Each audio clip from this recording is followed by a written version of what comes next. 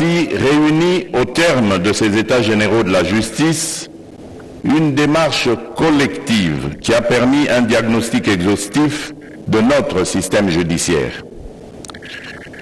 Durant des journées intenses, les acteurs du secteur de la justice et de la société civile dans toute sa diversité, auxquels se sont joints les honorables députés et sénateurs, les membres du gouvernement ainsi que de nombreuses autres autorités politico-administratives, tant nationales que provinciales, se sont réunis pour sonder la réalité actuelle de la justice en République démocratique du Congo et définir ensemble une vision de sa thérapie. L'état actuel de notre système judiciaire est préoccupant.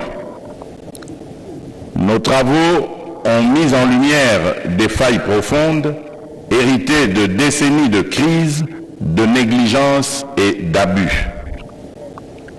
Corruption, manque de moyens, formation inadéquate, impunité, absence d'indépendance du pouvoir judiciaire et multiples obstacles à l'accès à la justice pour les plus vulnérables. Ces défis, nous les connaissons et savons maintenant l'urgence de les relever. Autant il était essentiel de poser un diagnostic lucide et de cerner les faiblesses, autant il est impérieux aujourd'hui de passer à l'action et de dessiner une voie de réforme capable de restaurer la confiance des Congolais en leur système judiciaire. Une justice qui défend les faibles, protège les droits de tous et applique les lois de manière égale et équitable.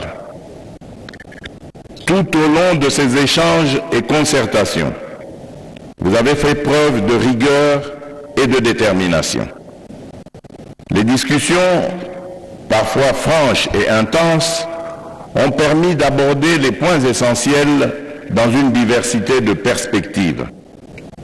Je salue la qualité de vos interventions portées dans un esprit de responsabilité et de respect mutuel. À chacune et à chacun de vous, ainsi qu'à tous nos compatriotes dont les observations et attentes ont enrichi ces assises, j'adresse mes félicitations pour leur contribution à l'écriture réformatrice de notre histoire judiciaire.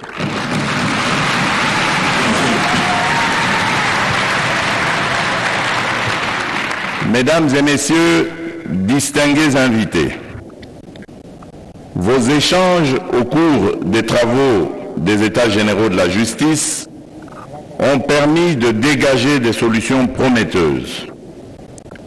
Parmi les recommandations phares, j'ai retenu la révision des cadres législatifs pour garantir l'indépendance effective du pouvoir judiciaire, l'établissement des tribunaux itinérants pour favoriser un meilleur accès à la justice et la mise en place d'une politique de formation continue destinée aux magistrats. Un accent particulier a également été mis sur le renforcement de la lutte contre la corruption avec des sanctions exemplaires, l'amélioration des conditions de travail et des ressources logistiques, permettant ainsi de garantir le prononcé des décisions de justice dans les délais légaux. Enfin, une digitalisation progressive a été recommandée pour accroître l'efficacité et la transparence de notre système judiciaire. Ces recommandations constituent la base solide sur laquelle nous devons bâtir les réformes indispensables. Il n'est plus question de se satisfaire de solutions superficielles. J'insiste, il nous faut des réformes courageuses, des mesures radicales qui transformeront nos institutions de manière durable et qui impacteront positivement les comportements.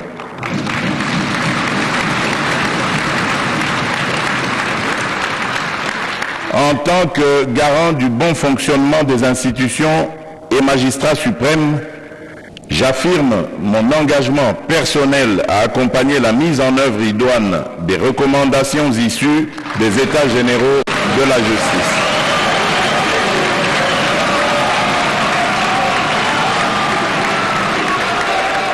Cette volonté de réforme incarne une priorité nationale, nécessitant une mobilisation sans faille.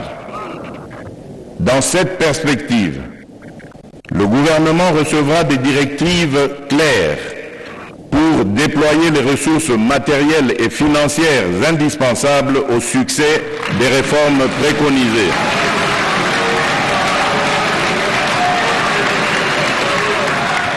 Je disais donc, dans cette perspective, le gouvernement recevra des directives claires pour déployer les ressources matérielles et financières indispensables au succès des réformes préconisées afin de garantir des résultats concrets et durables pour notre nation.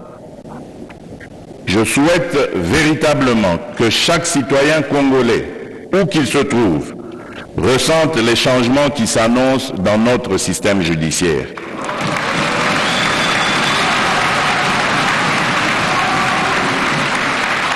La justice est le socle de la stabilité de notre nation, le ciment de la paix sociale et le garant de notre unité nationale.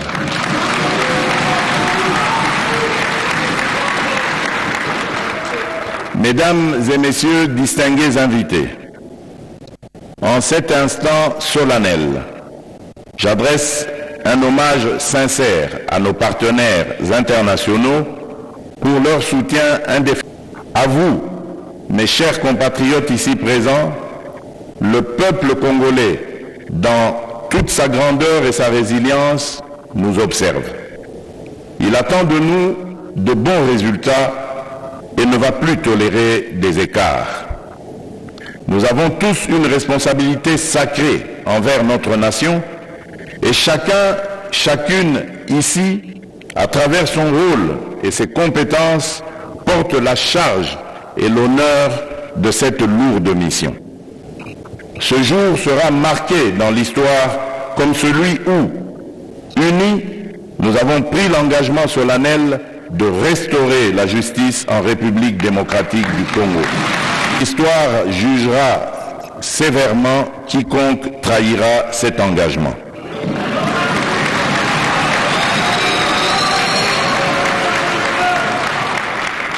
C'est sur cette note que je déclare officiellement clos les États généraux de la justice édition 2024.